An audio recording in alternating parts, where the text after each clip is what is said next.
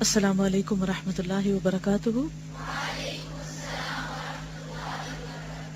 کیا حال ہے سب کا؟ الحمدللہ. نحمده ونصلی علی رسولہ الکریم. اما بعد فاعوذ باللہ من الشیطان الرجیم. بسم اللہ الرحمن الرحیم.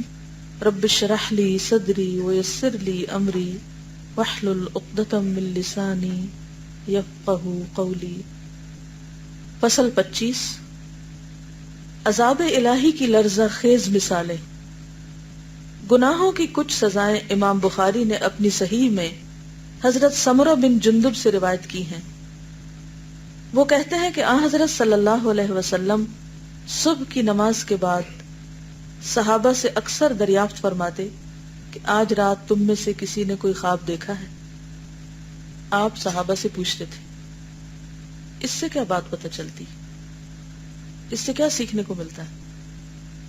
یعنی آپ کی تعلیم میں ہلکی پھلکی بات بھی ہوتی تھی، اور اس کے علاوہ یہ کہ انسانی سطح پر، انسانی لیول پر لوگوں سے کمیونیکیشن. کیونکہ آپ نے دیکھا ہوگا کہ ہر شخص کی زندگی میں خواب کی بڑی اہمیت ہے. کوئی کیسا بھی ہو، خوابوں کو بہت اہمیت دیتا ہے. اور پھر آپ ان سے پوچھتے تھے. خواب کے بارے میں پوچھنا ایسے ہی جیسے کسی کا حال پوچھنا. ایک اور بات یہ بھی ہے کہ خواب چونکہ نبوت کا 40واں حصہ ہے، وحی کا سلسلہ بند ہو گیا ہے سوائے خوابوں کے مبشرات، کہ کسی کو کوئی چیز اللہ سبحانہ وتعالی خواب کے ذریعے بتا دے. اس لیے آپ صلی اللہ علیہ وسلم اس بارے میں بھی صحابہ کی رہنمائی کرنا چاہتے تھے کہ خوابوں کو انٹرپریٹ کیسے کیا جاتا ہے، یا یہ کہ خوابوں کی بھی زندگی میں کچھ نہ کچھ حقیقت ہوتی ہے، اور خوابوں کی پھر اقسام بھی بتائیں. صحابہ میں سے جس نے خواب دیکھا ہوتا اپنا اپنا خواب بیان کرتا.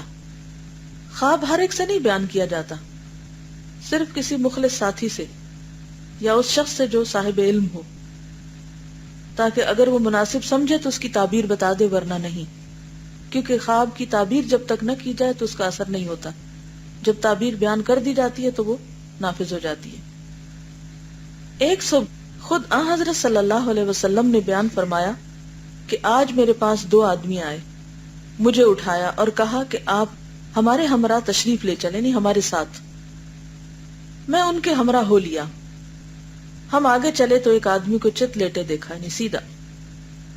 اس کے پاس ایک شخص پتھر لے کر کھڑا تھا اور اس کے سر پر زور زور سے مار رہا تھا.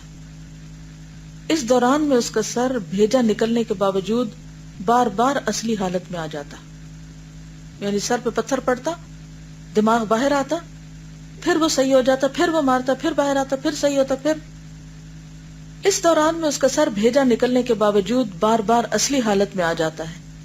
یہ سلسلہ کافی دیر تک جاری رہا. یہ دیکھ کر میں نے سبحان اللہ کہا اور پوچھا کہ یہ کون ہے؟ انہوں نے کہا کہ آگے تشریف لے چلیے. ہم آگے بڑھے تو دیکھا کہ ایک آدمی اوندھے منہ لیٹا ہوا ہے.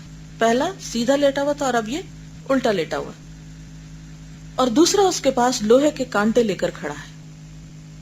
سوئے ہوئے کے گالوں اور منہ پر وہ اس طرح مارتا ہے. کہاں؟ گالوں، چیکس پہ اور منہ پہ اس طرح مارتا ہے کہ اس کے گال آنکھیں، ناک، گردن کی طرف کھنچ آتے ہیں، یعنی نیچے کو مڑ جاتے ہیں. پھر وہ دوسری طرف مارتا ہے جس سے اس کا وہی حال ہو جاتا ہے.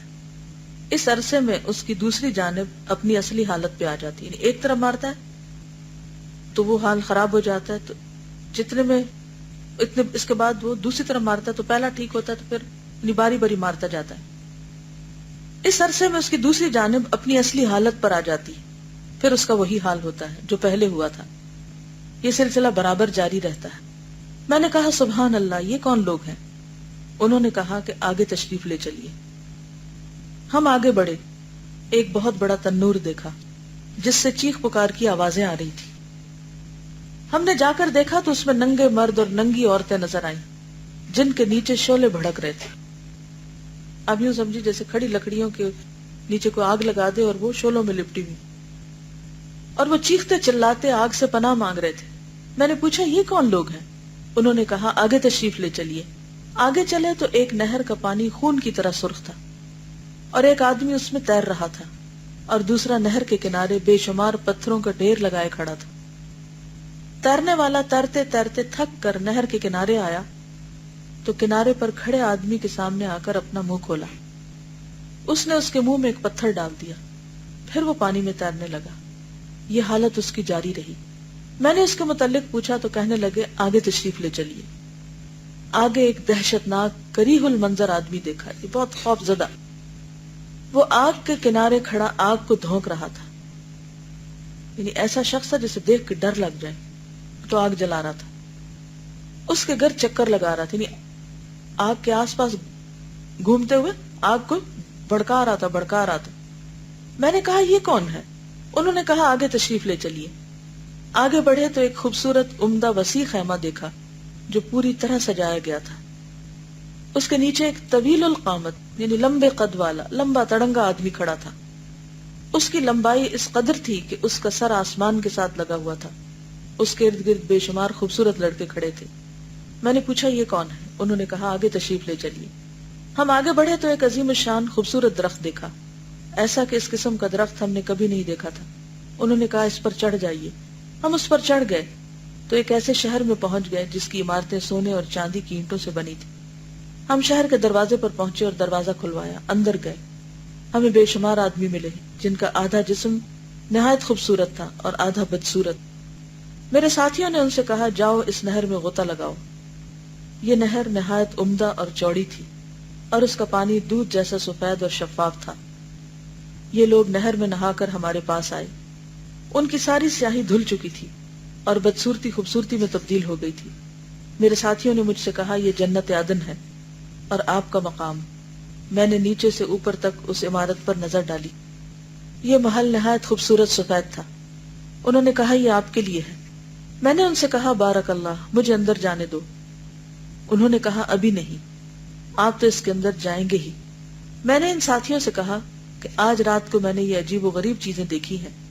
انہوں نے کہا ہم آپ کو مطلع کیے دیتے ہیں کہ جس کا سر کچلا جا رہا تھا وہ آدمی ہے جس نے قرآن یاد کیا لیکن پھر بھول گیا تھا اور فرض نماز ترک کر کے سو جایا کرتا تھا، نہیں چھوڑ کر سو جایا کرتا تھا۔ وہ جس کا منہ اور باچھیں لوہے کے کانٹوں سے چیری جاتی تھی، اپنے گھر سے نکل کر لوگوں کی غیبت کیا کرتا تھا۔